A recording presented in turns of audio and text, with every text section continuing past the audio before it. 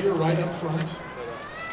While John and I both have outsized personalities, to put it mildly, it is my intention to run this campaign on the issues. I have the utmost admiration and respect for what John McCain has given our country. But I do have serious and profound disagreements with John about the choices he's made as our senator. In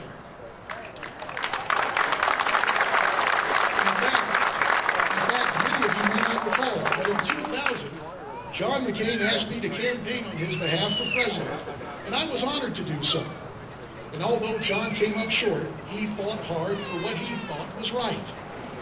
But the John McCain I supported for president in the year 2000 is not the same John McCain I've watched frustrate conservatives time and again as our senator. Now, he still fights hard, all right, but too often for the wrong causes. In fact, John is best known for taking the leftist side on some of the most important issues of the day. Just like the liberals, John opposes drilling in Anwar. He even gave the left a public relations school by absurdly comparing it to drilling in the Grand Canyon.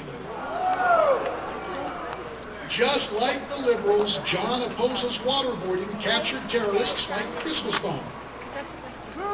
Just like the liberals, John wants to close the prison at Gitmo. Just like the liberals, John talks about global warming in apocalyptic terms, sounding for all the world like Al Gore. And just like the liberals, John wrote the campaign finance law just struck down by the Supreme Court that denied free speech rights to groups like the National Rifle Association, denying free speech rights to groups like the National Rifle Association while carving out an exception for media organizations like the New York Times. I could go on and on and on. Of course, now that an election is on, John is trying to rethink his positions as part of his 2010 conservative conversion. You could say there are two John McCains, the one who campaigns like a conservative and the one who legislates like a liberal. In fact, when it comes time to debate, I'm going to ask for a third chair in case both John McCain show up.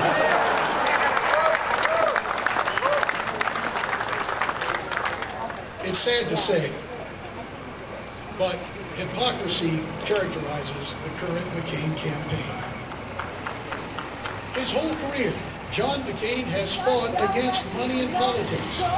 Yet he now has the millions from banks, from lobbyists, from those with business before him. Well, he may have the money, but we have the momentum. And no amount of money can stop our conservative movement.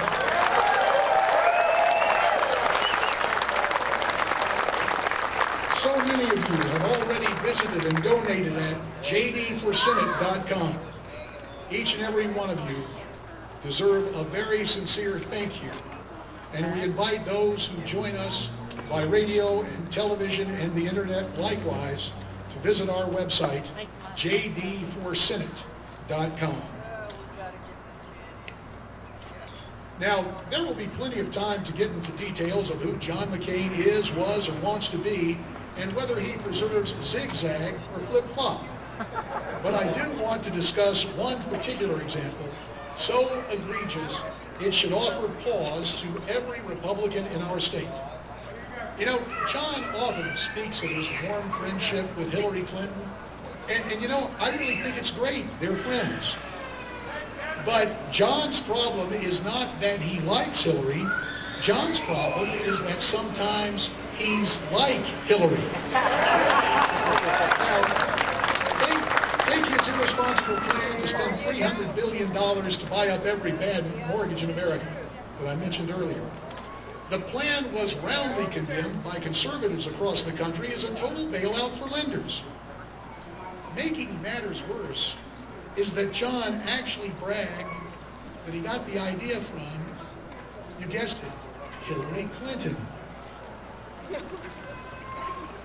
Now, in the middle of an economic crisis, if John McCain is looking to Hillary Clinton for advice, he's even more out of touch with Arizona than I previously imagined. You see, it's real simple. If you're listening to Hillary Clinton, you are not listening to Arizona. This much is certain.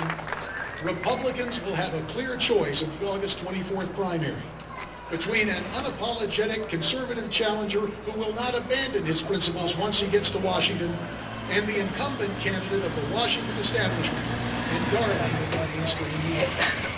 In fact, when John McCain jokingly referred to the media as, quote, my base, end quote, we all laughed because we knew how true it was. But you know something? The media doesn't need another senator. Arizona does.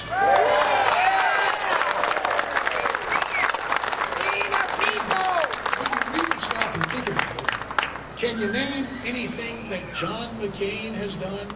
I mean, really done over the past decade for Arizona? Now, I'm under no illusion about the enormity of the challenge ahead. To take on a sitting senator is a tall order, even more so when that senator is a 24-year incumbent. Already, the Washington establishment and mainstream media are rallying around their hero. And I'm sure John McCain will trot out a wide array of establishment endorsements, many from the same people who got us into this mess, or from those who owe John a political favor. We now see those favors reflected in his millions of dollars of campaign contributions. But instead of being intimidated by them, we simply say, thank you for your service, John McCain, but 3 decades in Washington is long enough. We began this campaign mindful of the fact that scores of Arizona Republicans, conservatives, and many Tea Party patriots have urged me to mount this challenge to bring back reliable conservative representation in the United States Senate as a senator for Arizona, not as a senator from Arizona.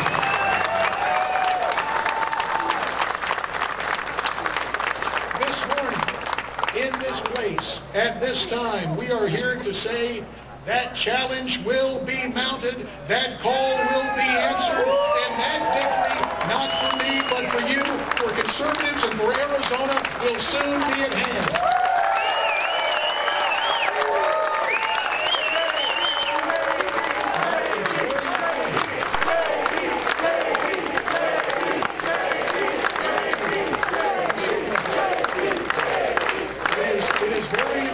To understand that you and I will not mount this challenge alone. In fact, I am pleased to introduce to you a very special guest who will join us in this great endeavor. Ladies and gentlemen, fellow citizens, my good friend, Chris Simcox.